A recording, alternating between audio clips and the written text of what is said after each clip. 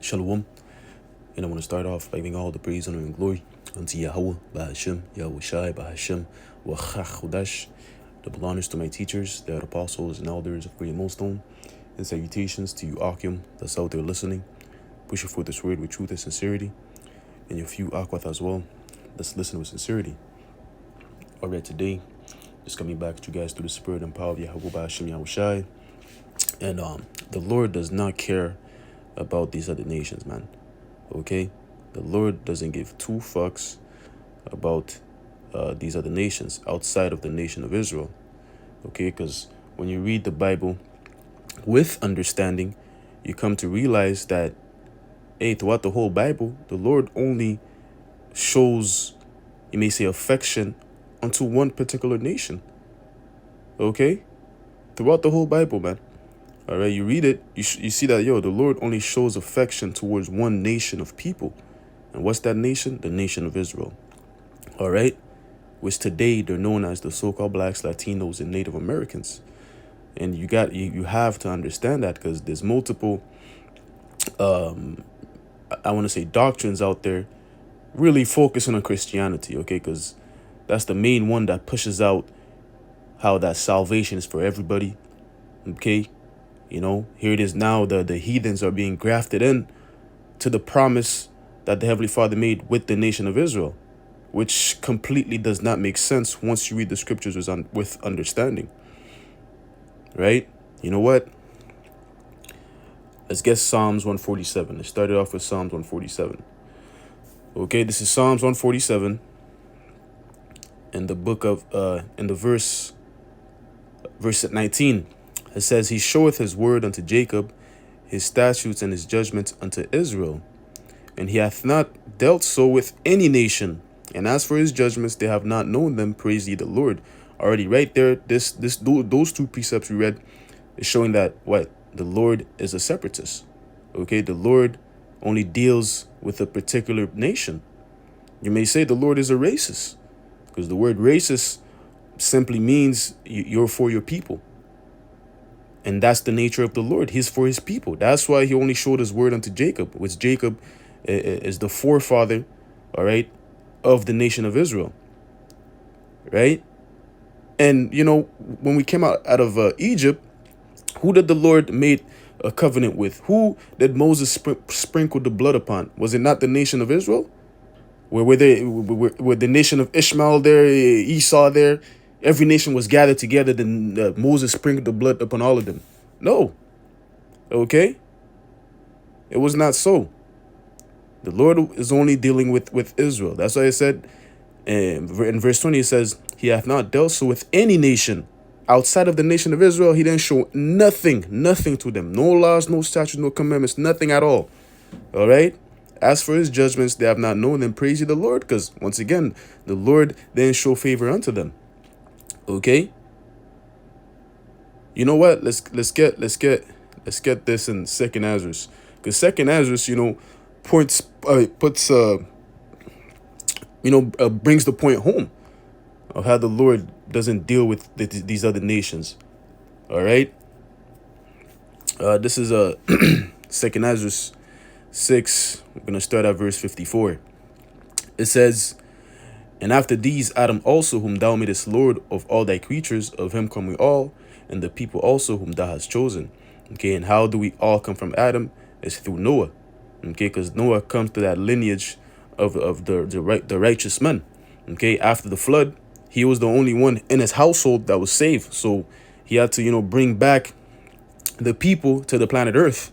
And that's how we all come through Adam, is through Noah. Okay, and it says what? And the people also whom thou hast chosen, because what? The Lord has chosen a people from that lineage, okay, which we come from Shem, all right, because Noah had three sons, Salakia, Ham, Japheth, and Shem, and we come through Shem, okay.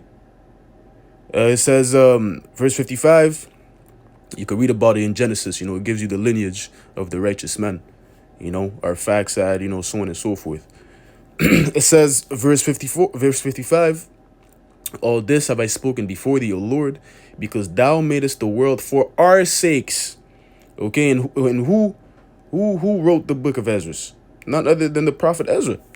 And was not Ezra an Israelite? He was a priest, if I'm not mistaken. Okay? He is an Israelite.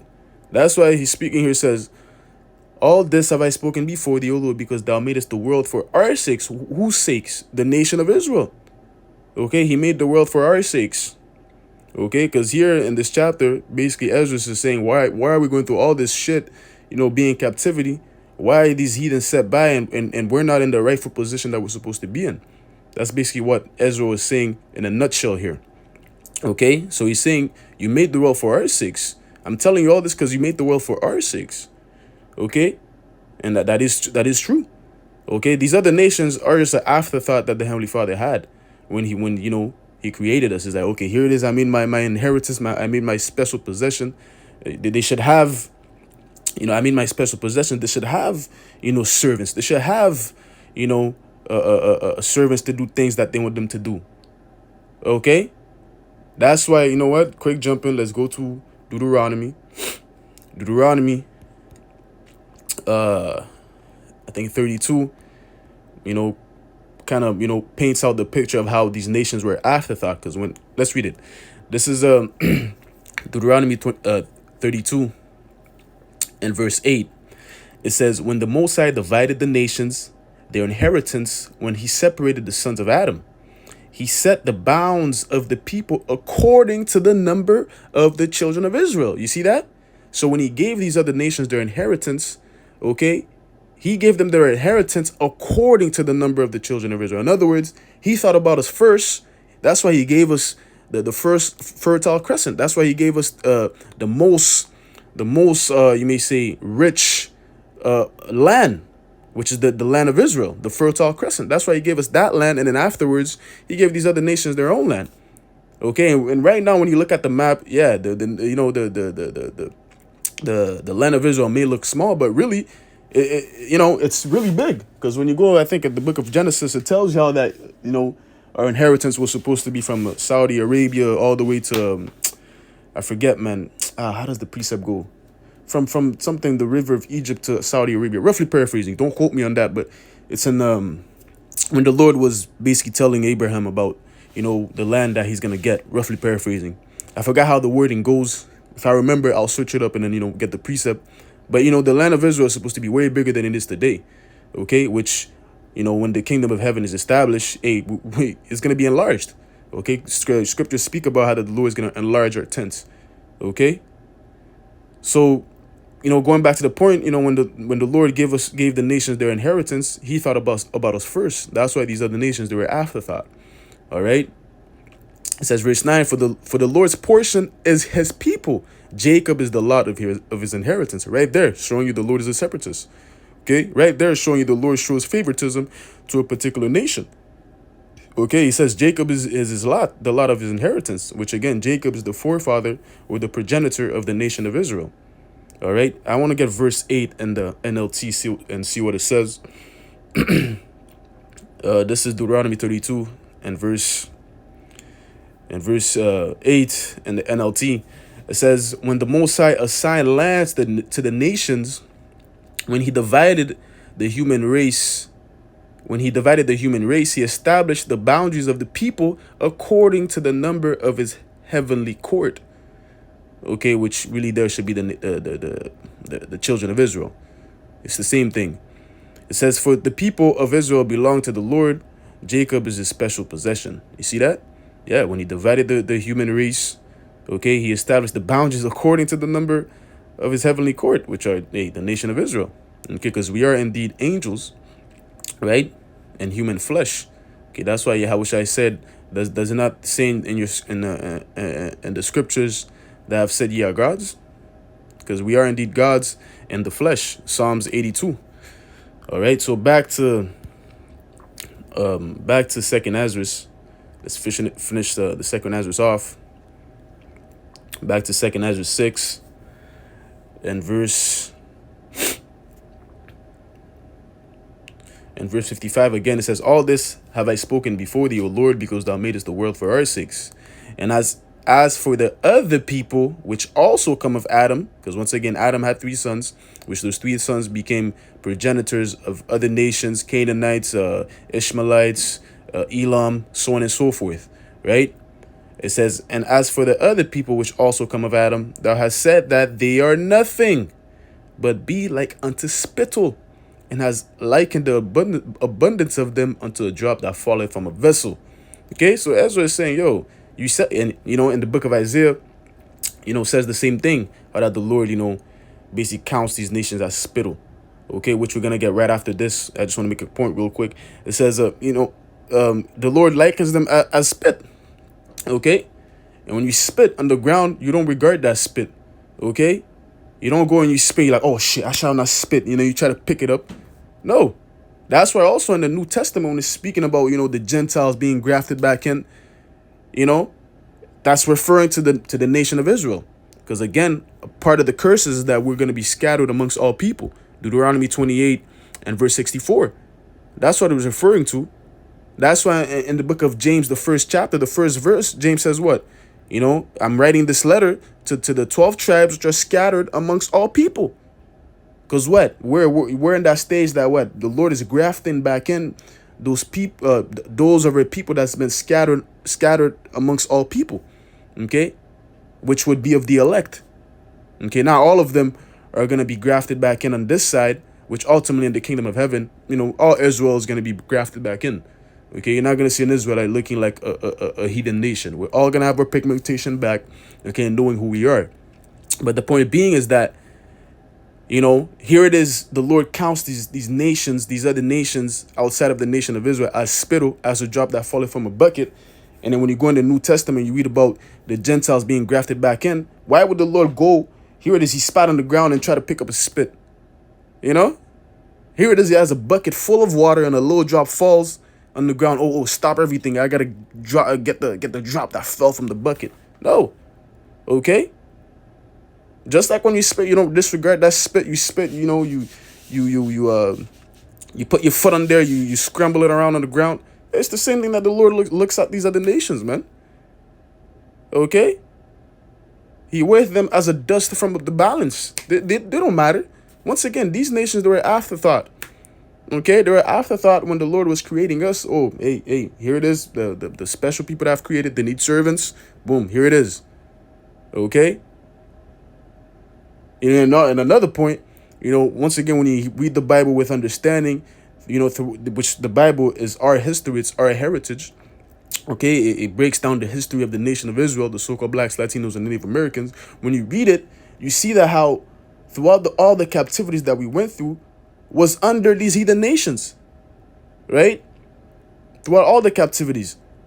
That's why in the book of 2 Maccabees, it speaks about who hath not partaken of her spoil. I want to get that real quick. Let's get that real quick. Her spoil.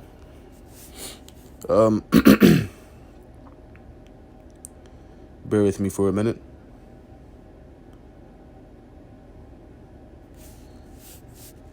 I want to get that real quick because all these nations, they had a hand.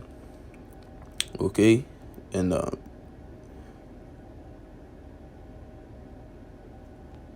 basic. There it is. This is all these nations had a part, and and having us in captivity, in lack of better words. This is First Maccabees 2 and verse 10. I'm gonna go to the point. It says, what nation hath not had part in her kingdom and gotten of her spoils? Okay, well, what kingdom? The kingdom of Israel. Okay, all these nations, they had a hand in taking over spoils and bringing us into captivity. Verse 11 says, and all her ornaments are taken away. Of a free woman, she's become a bond slave. Okay, in other words, all these nations, they had a hand in bringing us into captivity. Because scriptures speak about, they looked for the day that we went down. Okay, because all of them, they're in cahoots, in bringing the nation of Israel down, because ultimately they're jealous at the fact that the Lord shows favor to us. Okay, really, they want to be like us, but they can't be like us, man. Because, it was already set in the heavens who was going to be the favorite of the Lord. and it's the nation of Israel. Okay, so all these nations, they partook in the spoils of Yerushalayim. Okay, so why would the Lord, graft them in and make them partake in our blessing? Make it make sense. Okay, here it is. We're the apple of the Lord's eye. Okay, we're his chosen. Okay, here it is. We're engraven in the palm of his hand, and constantly dust is being blown in his eyes. Okay, when I'm saying that dust is how, referring to how these other nations, they basically, touching the apple of the Lord's eye. And you think the Lord's going to say, oh, you know what? Forget about that. I know there's some sand in my eye right now. You know what? Leave it. I'm going to bring you guys and partake in Israel's blessing. No, it does not make sense, man. Okay? Which these heathens, they went far above and beyond, okay, and having us in captivity. I want to get this too in Zechariah real quick. And we're going to finish Second Ezra. This is Zechariah 1 and verse 15. It says, I am very sore displeased with the heathen that are at ease, for I was but a little displeased, and they helped forward the affliction. All right, whose affliction? The affliction of the nation of Israel. The Lord was just but a little displeased with us. That's why he gave us into the hand of these heathen nations. But them, they went far above and beyond, man. Okay, especially Esau, Edom. Okay, because it speaks about how we're still in captivity and they refuse to let us go in the book of Jeremiah 50 and 31, if I'm not mistaken. 33, right? So yeah, okay, so that cancels out right there. That's a point that cancels out how that the Lord is not gonna bring these nations and having them partake in our blessing, because you can't forget that the Lord is a power of judgment and justice. Okay, if you touch the apple of his eye, he's gonna have to bring judgment. That's why in the book of Joel, the 3rd chapter, these nations are being gathered up for World War III. Okay, it's because they afflicted, his chosen people. Well, let's get that real quick. Okay, so why would this prophecy be written here if the Lord is gonna show favor to them and have them partake in our blessing? Come on, man. All right, this is Joel 3. Let's start at verse 1. For behold, in those days and in that time, when I shall bring again the captivity of Judah and Jerusalem, I will also gather all nations and will bring them down to the valley of Jehoshaphat, or Yahweh-Shaphat, the valley of judgment, the Most High judgment, and will plead with them there for my people and my heritage Israel, whom they have scattered among the nations that parted my land. See, that's one of the reasons why the Lord is going to have them gather up and fight against one another and ultimately come back and destroy them. Because what? Because of his heritage, because they have scattered his heritage, because they touched the apple of his eye. So why would he once again graft them in and have them rule with us? It doesn't make sense. Okay, these nations, they're dogs, man. Those that are without the sanctuary are counted as dogs.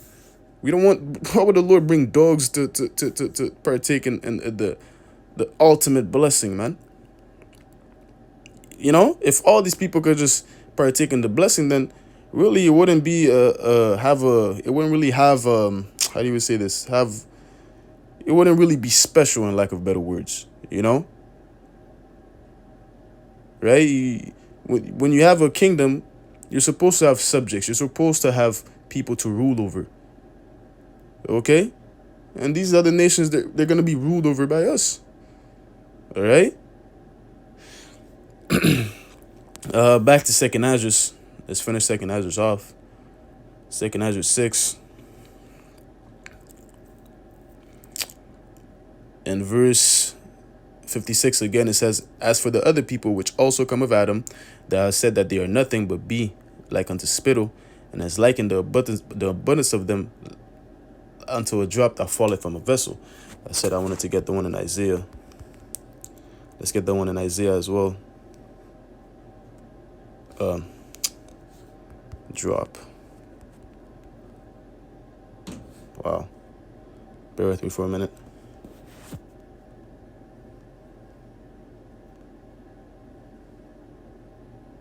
Yeah, there we go. This is Isaiah 40 and verse 15, it says, behold, the nations are as a drop of a bucket. They are counted as the small dust of the balance. Behold, he taketh up the isles as a very little thing. It's basically the same thing we read in 2nd Ezra. Okay, he counts them as a drop that falls from a bucket, as the small dust in the balance. Okay, when you have small dust in the balance, it holds no value. It's not going to show you how the dust weighs this amount of grams. It's just dust. Okay? That's how the Lord looks at these other nations. They have no value. They have no talent. Now, let me not say no talent, no value. Okay, because, these other nations, they indeed have their own special gift from the Lord, and what they're good at. Like Elam, they're good with spices, And Moab, they're good at building things, right? They have their own particular talent, but, compared to the nation of Israel, man, there's no skill to compare that, man. We're the one that has been blessed with the much more talent, man. Okay? And it is evident. All right, so finishing off 2nd Ezra 6 and verse 57, it says, and now, O Lord, behold, these heathen, which have been ever reputed as nothing. You see, they're nothing. Okay, and our forefathers, they understood that these nations, they were not like nothing. They understood that these other nations are meant to bow down and lick the dust of our feet and serve us. Our forefathers, they understood that. It's only now in this day and age we have discontinued from our heritage. Therefore, we don't know how that these nations, they actually under us, man. Okay, it's only now, via the Wachach Kodesh, it's only now the Lord raising us back up from the dead. Now we're understanding that, we're the chosen people. This Ishmaelite here, this Edomite here, this Elamite here, they're servants. Why are they, you may say in high authority, and here it is, we're at the bottom and they're looking down on us. Why is it like that? Right? That's what Ezra was saying, right? Why is it like that? What the fuck? These niggas are dogs. What's going on here? Right? But we understood that, hey, this is the time that, the Gentiles have to rule. As it says in Luke 21, the time of the Gentiles have to be fulfilled for us to get our back to our glorious estate. So let them have their fun. Let them rule. Let them look down on us. Don't worry. The vengeance is going to be the much more sweeter. Okay? They're going to be, they're going to remember that they're nothing. Okay? Once we rule them with that rod of iron. Okay? It says, which have ever been reputed as nothing have begun to be lords over us and to devour us. But we, thy people, whom thou hast called thy firstborn, thy only begotten. We see we're the only begotten of the Lord. There's not many only begottens. There's only one only begotten. That's why it says, I think in the book of Galatians, not of seeds as of many, but in thy seed shall the, in other words, the blessing be called, roughly paraphrasing. Showing you that the Lord, once again, separatists. He's only dealing with one particular nation of people. All right, thy only begotten and thy fervent lover are given into their hands. If the world now be made for our sakes, why do we not possess an inheritance with the world? How long shall this endure? Yeah, right. The world is made for our sake. How come we don't have an inheritance here? How come we're at the bottom? Well, once again, the time of the Gentiles have to be fulfilled for us to get back on our glorious estate, which, we're at the final end of the time of the Gentiles being fulfilled, because the men of sin is ruling right now. Okay, which is Esau, Edom, a.k.a. the so-called white man, okay?